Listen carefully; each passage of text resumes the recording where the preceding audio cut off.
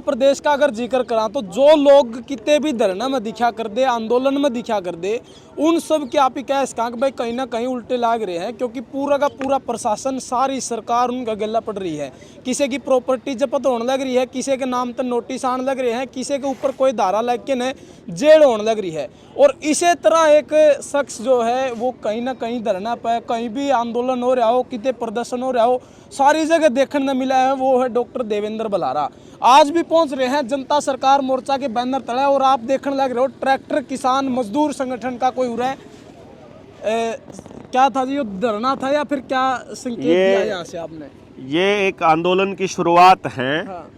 जो असल में आरटीओ है सारे प्रदेश में, वो पंजाब और हरियाणा की जो पराली को लेकर के जाने वाले किसान हैं और किसान पुत्र हैं, उनको उनके ट्रैक्टर जब्त करके पुलिस वाले उन पार्किंग वालों के साथ साठगांठ करके उसका ट्रैक्टर जब्त कर लेते हैं ओवरलोडिंग के केस में, और फिर पार्किंग में खड़े करके रखते हैं 8-8 दिन 10-10 दिन तक। अच्छा। रोज का 600 से लेके 1000 रुपए तक तो किराया उसका पार्किंग वाले का हो जाता है। फिर वो दोनों बांट ले हैं आपस में, और इधर से इनका चालान कर देते हैं 40-40, 50-50 हजार रुपए का। अच्छा। और साथ में एफिडेविट लिखवाते हैं कि भाई हम ओवरलोडिंग नहीं कराएंगे। ये एफिडेविट तो ना डालन तो नहीं लिखवाया पिछली बार जब बात करी ना, जब थोड़े आंकड़े हैं। और कमाल की बात यह है कि किसान के ट्रैक्टर का कहीं पर भी ओवरलोडिंग के नाम का कोई कानून नहीं, कितने ट्रैफिक वायलेशन का रोड़ा नहीं, लेकिन पुलिस वालों की दादागिरी ऐसी चली हुई है कि उनको किसी भी तरह से काम करने वाले आदमी को रोकना है। पता नहीं किसके लिए वो ये काम करने लग रहे हैं। और इस चक्कर में ये जो लोग अपनी रोज रोज की मेहनत करके किसान की पराली को सही जगह पहुंचाने लग रहे, ये कहाँ पहुंचा रहे हैं? गौशाला में, डेयरी में, या कहीं ऐसी जगह जहाँ चारे के रूप में इस्तेमाल हुआ है। मतलब पहले तो वह न्यू का है पराली ने ना फूको, और जब वो ये लोग पराली का इंतजाम किसान जब करने लग गया ना, किसान के पास जुगाड़ कोई ऑर्डर लेके जाने का, एक आधा आदमी जब ट्राई करे भाई मैं ले जाऊंगा, उसने फिर ये रास्ते में रोक रोक कर परेशान करे हैं। तो इसलिए ये जो ट्रैक्टर वाले साथी हैं, किसान और मजदूर जो लोग हैं, जो ड्राइवर साथी हैं, वह सारे आज इकट्ठे हुए थे जुलाना में, और इकट्ठे होकर के उन्होंने अपनी अपनी समस्या पर डिस्कस किया, उन्होंने अपनी बात बताई और डीसी को ज्ञापन देने का फैसला किया फिलहाल कि भाई एक तो यह पुलिस की दादागिरी बंद हो, सड़क के ऊपर किसान का जो पराली लेके जाने वाला ट्रैक्टर है उसका टोल ना लगे, पुलिस वाले जो उल जुलूल चालान काटते हैं वो चालान काटना अचानक एकदम से बंद हो, ट्रैक्टर इम्पाउंड होना बिल्कुल बंद हो, और इस पराली की व्यवस्था को ठीक सुचारू रूप से चलाता रहे, इसके लिए इन लोगों को सुरक्षा प्रदान की जाए। पराली आज जितने भी ये साथी आ रहे हैं, ये सारे वो ट्रैक्टर ड्राइवर हैं या फिर वो पराली के व्यापारी? आप व्यापारी नहीं है, ये किसान पुत्र है बेसिकली। अच्छा, ये व्यापारी शब्द का इस्तेमाल करके ही वो ट्रैक्टर को जाम करते हैं, ट्रैक्टर को वो लोग इम्पाउंड करते हैं। ये व्यापार कह देते हैं कि भाई किसान का ट्रैक्टर तो खेती के लिए है, ये क्या करके कि तू पराली नहीं ढो सकता इसमें। मतलब वो दूसरी बात वो कह रही है ओवरलोडिंग है, जबकि ट्रैक्टर की ओवरलोडिंग होया नहीं करती। ट्रैली का लेकर जाऊंगा गन्ने की 10-10, 5 मतलब 5-5 तो 3-3 तो नॉर्मल आपने देखी होंगी।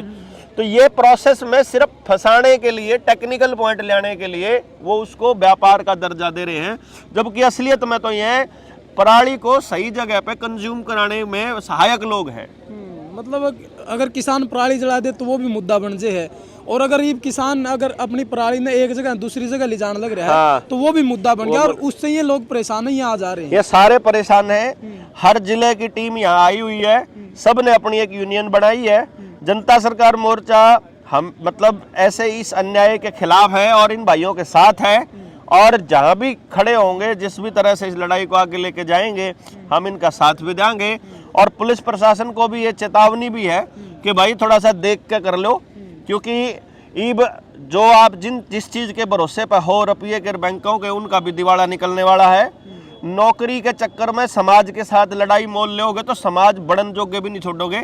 इन पुलिस आला के, इन संघिया के, इन RSS आला के, बीजेपी आला के तो बड़का के ब्याह भी नहीं हुआ। समाज थूक क्या करेगा इनके मुंह पर नौकरी आला के। यो इसीलिए समाज के ये लोग जो साथ इकट्ठा हो रहे हैं, इन लोगों की बात को सुन लो, क्योंकि ये सारी व्यवस्थाएं हर टाइम पे, सब टाइम पे हमेशा ऐसी नहीं रहा करती जैसी अभी चली हुई है।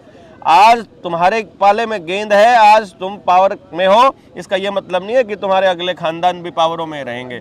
कल को बॉल इनके गेंद में, इनके पाले में आएगी तो उस दिन तुम्हारे परिवार फिर भीख मांगते नजर आएंगे।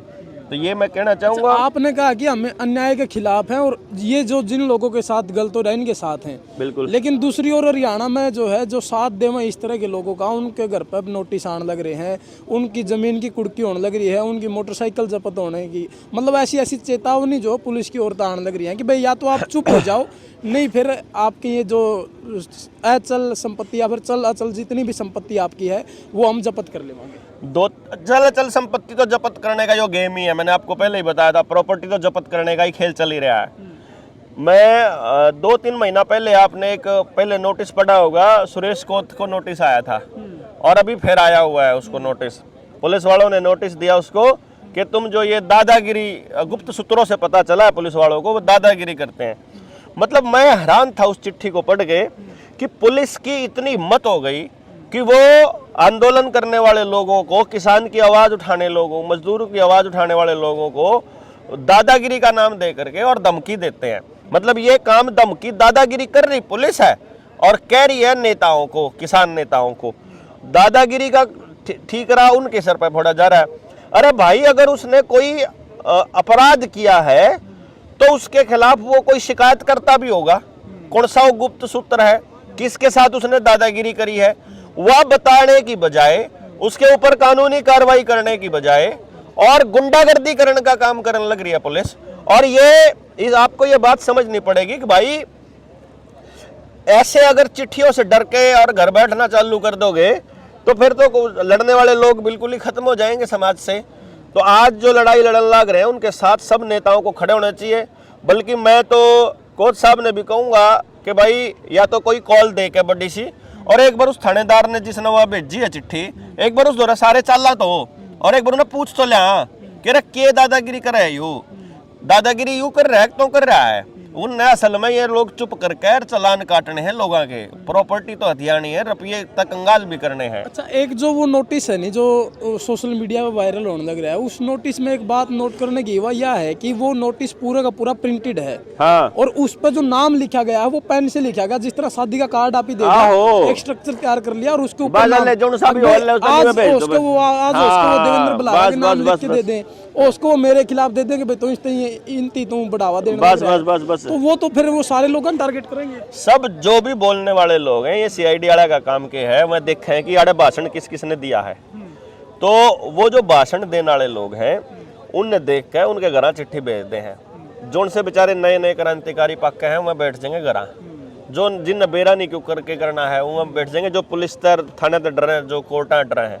बल्कि सब ना खड़े हो गए, एक बार आवाज बुलंद करनी पड़ेगी कि भाई हम आगे जेल में जाने खातर, हम आगे कार्रवाई कराने खातर, अरे हमने जेल में भेज ले।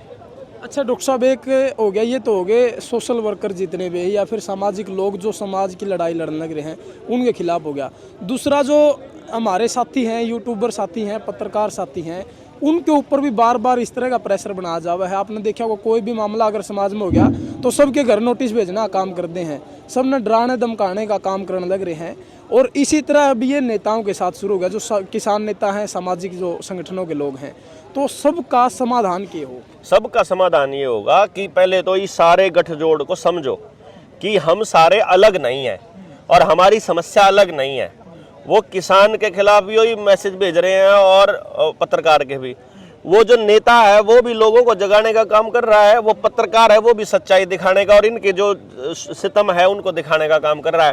तो ऐसा काम करने वाले जो कि इनकी गतिविधियों को, इनके गलत अन्याय को और इनकी अनीतियों को, कुनीतियों को उजागर करने का काम कर रहे हैं और लोगों में लड़ने का हौसला पैदा कर रहे हैं, उन लोगों को ही टारगेट किया जा रहा है। यह चीज मैं कहना चाहूंगा, सारे पत्रकार इकट्ठे हो जाओ, सारे गांव वाले इकट्ठे हो जाओ, सारे काम करने वाले, किसान, नॉन किसान, व्यापारी, नॉन व्यापारी, ड्राइवर, नॉन ड्राइवर, मालिक, सब इकट्ठे होकर के इस लड़ाई को आगे लड़े।